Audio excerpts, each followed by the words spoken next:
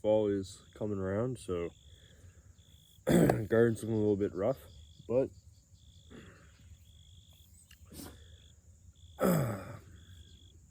it's a nice day out, so you're joining me here outside to talk about the big question.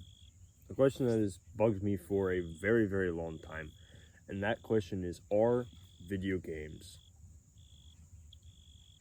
really that bad? Are they, this horrible addictive substance that you can never do? Or are they just another way to have fun? So,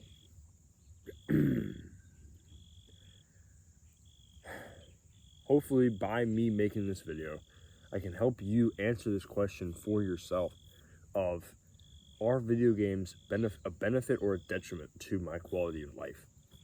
And it's different for a lot of people, but I'm going to tell you my interpretation of how video games have affected me. So, I believe there are two ways to play video games.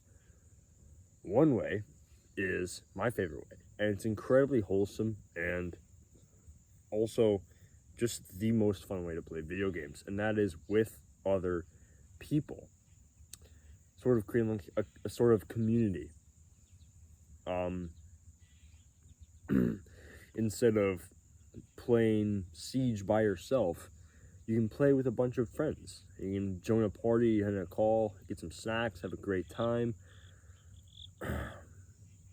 And arguably, that is not very different from any other kind of game.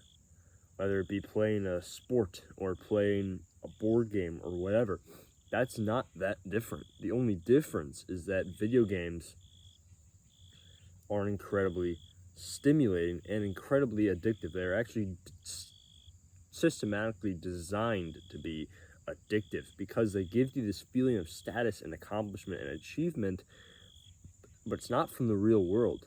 It's from a virtual one. And that brings me to the next point of the other way you can play video games, and that is by yourself. Almost like an addict, constantly trying to get their next hit of status and achievement and accomplishment in the virtual world in a video game. Because what do video games do? Why do people play them so much? Why are people so addicted to video games? And it's because video games offer something that nothing else really that can, and that is an escape from the troubles of this world. It's an escape. And so when people play video games, what do they often do? What do people always look for when they're playing the best game? A lot of times they're not even looking for how fun it is.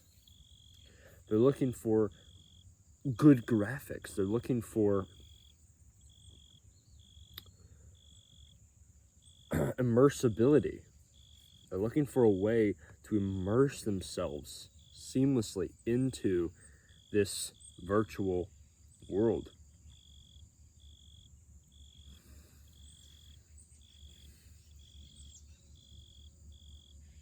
Because people don't play video games for fun. Some people do, but a lot of people play video games to escape their troubles. Think about this. Next time you have this desire, this temptation to play a video game, think about your situation in life right at that very moment. Think about your situation, or the situation that you have been going through. If your life has been a little bit stressful, a little bit overwhelming, a little bit taxing on your mental ability, chances are you're having the temptation to play a video game. So I'll tell you what, recently, when I had this realization about what video games do to you, it was when I was going through a stressful period in school. I had an enormous amount of work due at a very short amount of time, and it was stressful. I was stressed out. I was struggling to balance self-improvement and this YouTube channel. As you can see, I haven't uploaded in a while. And I had the temptation to play Minecraft, my favorite video game of all time, right? I love Minecraft. And so I did. I played Minecraft. I was grinding on this new world. I was having a great time, but I was playing by myself. And although it seemed like I was having a good time internally, when I thought about it, I realized I wasn't even having that much fun. Because I never smiled once playing Minecraft. Chances are you've never smiled. You barely smile at all when you're playing video games. You're just...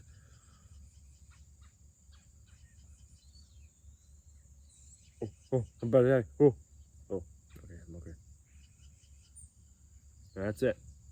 You're not really experiencing joy. You're just escaping your stresses and your worries by hiding in a different virtual world. And so it brings me back to my first point of what makes a video game bad for you, and that is the fact that it offers such an easy escape to the real world. Why try to improve yourself? Why try to get status in the real world?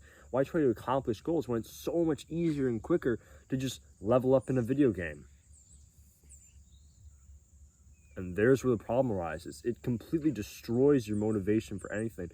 Because when I was going through that stressful time of when I was playing Minecraft again, that's all I could think about anymore. Because my brain realized that that's so much easier to...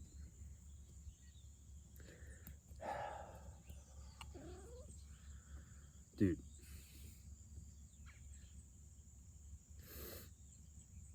My brain realized that's so much easier to achieve things in Minecraft than it is in real life. And so it's all it could think about. It's all it wanted to do is to go run away from my problems in life and to achieve Minecraft. So my motivation got completely tanked. I stopped wanting to work out and train. I stopped wanting to study for my tests.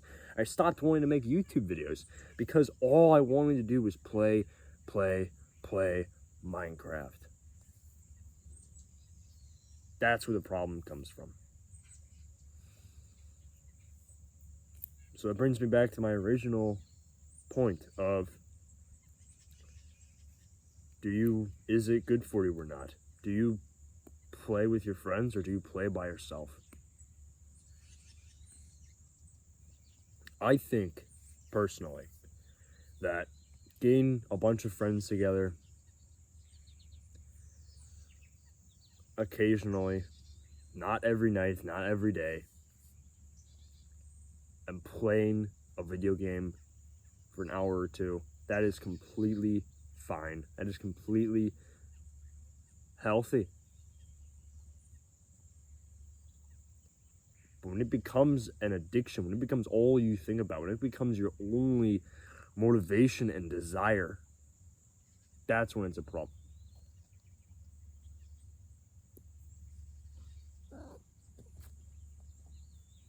That's when it becomes a problem.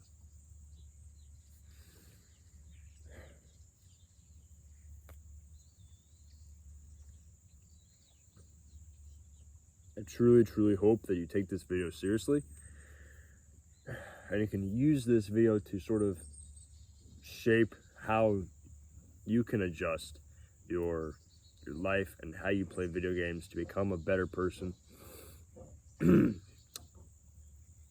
That's all I got for today. So may God bless you and stay wild.